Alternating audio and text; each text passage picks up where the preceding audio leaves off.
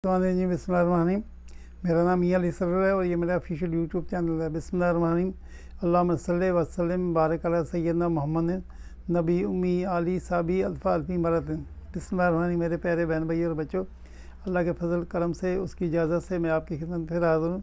बड़ी अच्छी एक सबक आमोज़ वीडियो है जिसमें एक महाराजा हिंदू वो किस तरह से मुसलमान हुआ उसके बारे में पूरा बयान है। तो आप पढ़िएगा, आपको बड़ी दिलचस्पी होगी और ये अल्लाह रसूल की बातें भी हैं, इनके सुनिए और मेरे लिए दुआ कीजिएगा। तो आइए चलते हैं वीडियो की तरफ। बिस्मिल्लाहिर्रहमानिर्रहीम। अल्लाह के नाम से शुरू करता हूँ जो बड़ा मेहरबान नहायत रहम करने वाला। आज हम सूरज की पूजा करने वाले एक ऐसे हिंदू का किस्सा बयान करेंगे जिसकी ज़िंदगी में एक ऐसा मौजज़ा रूनुमा हुआ जिसने इसकी ज़िंदगी बदल दी, और फिर इसके जनाजे में एक ऐसा वाक़या रूनुमा हुआ जिससे सैकड़ों हिंदू मुसलमान हो गए। हिंदू कौन था, इसकी ज़िंदगी में ये इनकलाब कैसे आया, उसके जनाजे में क्या वाक़या रूनुमा हुआ। अल्लामा दोस्त मोहम्मद कुरैशी की बयान करदा दास्तान। वो मदरसे के करीब एक अमीर हिंदू घराने में पैदा हुआ। हिंदुओं की उस ग्रोह से ताल्लुक़ रखता था जो सूरज की पूजा करते थे। बचपन गुजरा तो जवानी शुरू हुई। बचपन की तरह उसकी जवानी भी निराली थी। वो एक हमदर्द नौजवान था, हर दम हर किसी की मदद के लिए तैयार रहता था। मजहबी तअस्सुब से बालातर होकर मोहल्ले के सब ख़वातीन को मासी कहता था, उनके काम करता था। जवानी से उसका मामूल के सुबह सवेरे मदरसे से के कुएँ पर सूरज तुलू होने से पहले आता, पानी निकाल कर नहाता, फिर अपनी पीठ सूरज की तरफ करके अपने साए की गर्दन पर नज़र जमाकर घंटों खड़ा रहता और सूरज की पूजा किया करता था। ना कभी उसने किसी मदरसे से के मौलाना से कोई राब्ता बढ़ाने की कोशिश की, ना कभी उन्होंने उस कुएँ पर नहाने और ना ही मदरसा के कोने इबादत करने से किसी ने रोका। वक्त गुजरता गया और मौलाना साहब बूढ़े हो गए। नज़्म नस्क उनके फर्जंद के हाथ में आया। उधर सूर्या महराज भी, जो कि हिंदू था जिसका किस्सा बयान हो रहा है, वो भी उम्र के आखिरी दौर में दाखिल हो चुका था, मगर मामूलात में कोई नागा नहीं था। एक दिन बादल बने हुए थे। सूर्या महराज ने नहाकर सूरज का इंतज़ार कर रहा था, मगर बादल सूरज के दबोचे में बैठे हुए थे। पता नहीं तकदीर को सूर्या महराज पर तरस आया या उनका मुसलमान मौलवी को छेड़ने का जी बन आया। वो मौलाना साहब के पास जाकर खड़े हो गए। उस वक़्त वो मसवाक काट रहे थे, कीकर की मसवाक काट रहे थे। तो मौर्या ने कहा, आपको मुसलमान बनाने की, कभी आपने किसी को मुसलमान बनाने की कोशिश की है, ना आप हमें जन्नत में भेजने की कोशिश करते हैं। सूर्या ने मजाक के अंदाज में मौलाना साहब को छेड़ दिया। मौलाना साहब ने पलट कर सूर्या जी को देखा, उनका हाथ पकड़े पकड़े अपने दफ्तर में ले गए। मौलाना साहब ने फरमाया, आप आज हमारे नसीब कैसे जागे, आपने हमें वक्त कैसे दे दिया, आप जनाब को किसी को लिफ्ट नहीं करवाते। मौलाना ने मुस्कुराते हुए कहा कि महराज देखो भाई, तुम भी मेरे बच्चों की जगह हो, मुझे गुस्सा देने की कोशिश मत करो। सवाल पहले मैंने किया, फिर मेरा हक बनता है कि आज आखिर तुम सारी दुनिया को मुसलमान बनाने के लिए सब बिस्तर उठाकर फिरते हो, और मैं भी तुम्हारे पड़ोस में मैंने उम्र पूरी गुजारी है।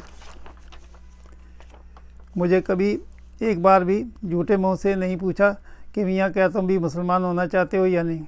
सुना है पड़ोसियों के बड़े हकूक़ होते हैं इस्लाम में, चलो हमें पड़ोसी का हक ही दे देते। सूर्या जी की बात ने मौलाना को संजीदा कर दिया और बड़े नरम लहजे में बोले, सूर्या जी, मेरे वालिद मरहूम की जान निकलने से पहले वसीयत आपके लिए थी। वो फरमाते थे कि ये सूर्या जन्नती आदमी है, इसमें सारी आदतें अल्लाह की पसंदीदा हैं, मैं थोड़ा सा कागज़ी काम बाकी है। ये अंदर से मुसलमान है, अल्लाह की रहमत पर इस पर टूट पड़ने को तैयार है। तुम इस लम्हे के लिए तैयार रहना, जब सूर्या जी में अल्लाह की मोहब्बत जागेगी उस वक्त इन्हें संभालना। तुम्हारी जिम्मेदारी होगी। मौलाना की बात सुनकर सूर्या जी हक्का बक्का रह गए। आज भाई मौलाना मरहूम बहुत पहुंची हुई हस्ती थी और ये खबर नहीं लगने दी, आपने ये खबर नहीं लग दी हमें, हम पढ़ते रहे। खैर मौलाना ने पूछा, सूर्या जी आज आप इबादत नहीं कर रहे? सूर्या ने कहा, बेटा मालूम है कि सूरज नज़र ना आए तो हमारी इबादत नहीं होगी। इस पर मौलाना बोले, अच्छा सूर्या जी, कभी आप आते हैं तो कभी सूरज दस्तयाब नहीं होता, कभी सूरज होता है तो आप बीमार होते हैं। आज आप दोनों मौजूद हैं मगर एक दूसरे को देख नहीं सकते। ये दरमियान में रुकावट किसने डाल दी है? बादल सूर्या डाल दिए, सूर्या जी ने आस्ते से कहा। इस पर मौलाना ने कहा, अच्छा सूरज एक हल्के फुल्के बादल के आगे मजबूर हो गया है। किसी और हस्ती ने जो सूरज से ज़्यादा ताकतवर है अपने हुक्म से एक रुकावट खड़ी की और सूरज आग उगलने के बावजूद मजबूर हो गया। सूर्या जी ने खामोश रहे। अब सूर्या जी, कभी ऐसा हुआ है कि आपके नागे में से नाखुश होकर सूरज ने अगले दिन नागा कर दिया हो, तुलू होने से इनकार कर दिया हो? ऐसा कैसे हो सकता है? सूर्या जी ने पलट कर सवाल दाग दिया, ऐसा क्यों नहीं हो सकता? क्या सूरज देवता को गुस्सा नहीं आता या उसे आपके नागे की खबर नहीं है? मौलाना ने नरमी से गुफ्तगू को जारी रखा। इस पर सूर्या जी को गुस्सा तो बहुत आता था। उसकी गुस्से से पनाह के लिए हम उनकी पूजा करते हैं और इन्हें हमारी पूजा की खबर भी नहीं होती। मगर क्या मौलाना साहब ने बात को जारी रखा, मगर सूरज देवता मजबूर है, वो तुलू हो अपनी मर्ज़ी से और गुरूब भी नहीं हो सकता। सूर्या जी ने ऐसी सोचनी मुश्किल के साथ जवाब दिया, महाराज अगर देवता भी मजबूर होते हैं तो फिर हमारी मजबूरियाँ कैसे मदद करेंगी? एक मजबूर दूसरे मजबूर की क्या मदद कर सकता है?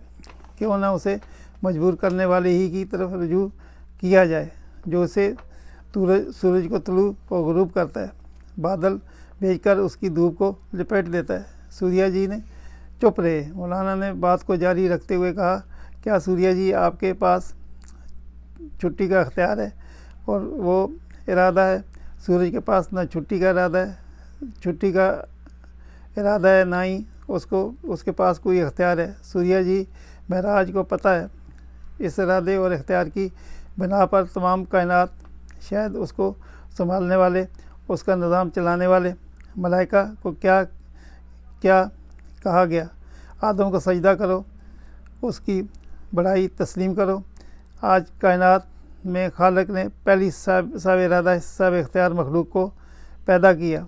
खुदा के बाद इरादे की मालिक एक हस्ती पैदा की गई और कायनात उसको संभालने वाले फरिश्तों को आदम के कदमों में डाल दिया।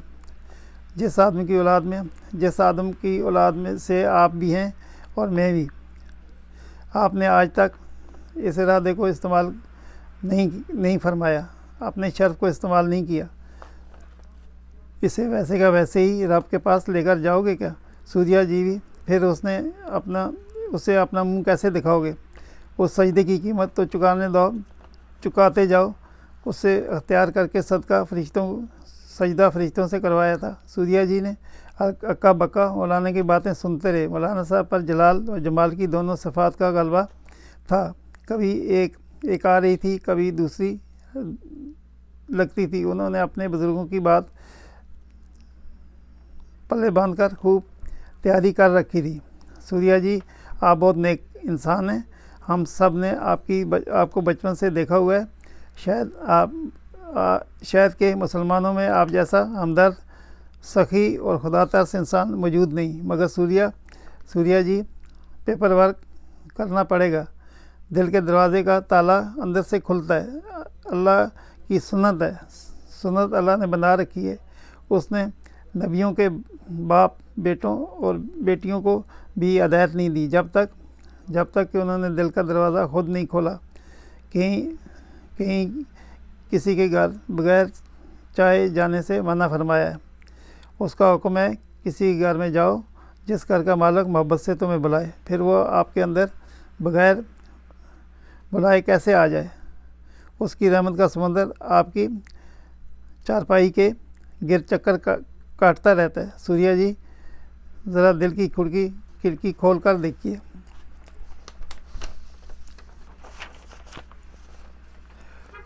वो कैसे अंदर आता है। सूर्या जी उठकर चले तो लगता था कि वो ज़मीन पर नहीं पानी पर चल रहे हैं, और ज़मीन पर उनके पाँव, ज़मीन नीचे से खिसक रही है। वो रात क़यामत की रात थी। दिल में तूफ़ान पैदा हो गया। रहमत की झड़ी शुरू हो गई। सूर्या जी सारी रात रो रो कर माफ़ियाँ मांगते रहे। वो डर रहे थे कि सुबह से पहले कहीं मर ना जाएं, कहीं पेपर वर्क अधूरा ना रह जाए। उन्होंने अल्लाह से अपनी सारी नेकियों के एवज़ सुबह तक जीने की मोहलत मांग ली। आज उन्हें ज़िंदगी की कदर आ गई थी।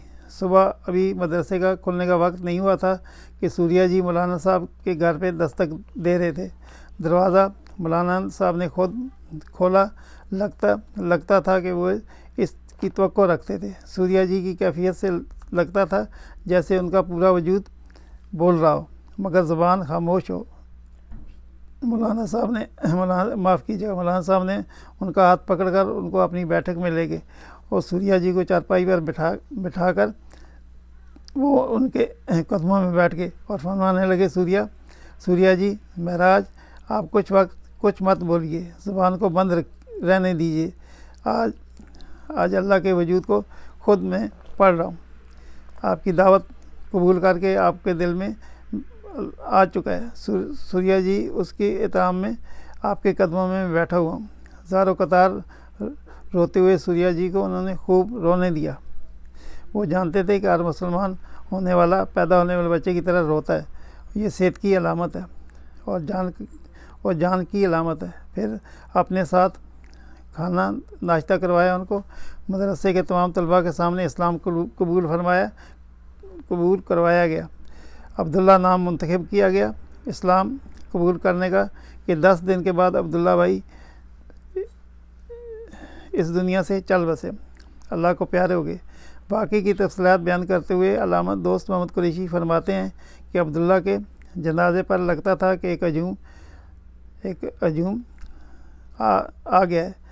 एक तो वो ख़ुद नेक इंसान थे और बला तफरीक बला मज़हब उनमें हिंदुओं के दिलों में मोहब्बत का तूफ़ान भर गया। लोग उनकी चारपाई को कंधा देने के लिए टूट पड़े। जनाजा शुरू हुआ तो ऐलान हुआ कि जनाजे में ताख़ीर की जाएगी कि हिंदू भी मुसलमान होकर जनाजे में शरीक होना चाहते हैं। शेख उल जामिया ने कहा कि जो मुसलमान होना चाहते हैं सफ़ों में खड़े रहें और हमारे पीछे शहादतैन दोहराएं, बाकी काम बाद में करेंगे। बहुत सारे हिंदुओं ने जब शहादतैन का विरोध शुरू कर दिया, जिनकी नीयत मुसलमान होने की ना भी थी, वो भी जज्बात में बह गए और सैकड़ों लोग मुसलमान हो गए। इसके अलावा उनके हिंदू रिश्तेदारों को भी जनाजे में खड़ा होने से नहीं रोका गया। मेरे प्यारे बहन भाई और बच्चों, आपने देखा कि अल्लाह ताला कितना मेहरबान है। जब किसी के नेक इंसान होता है तो अल्लाह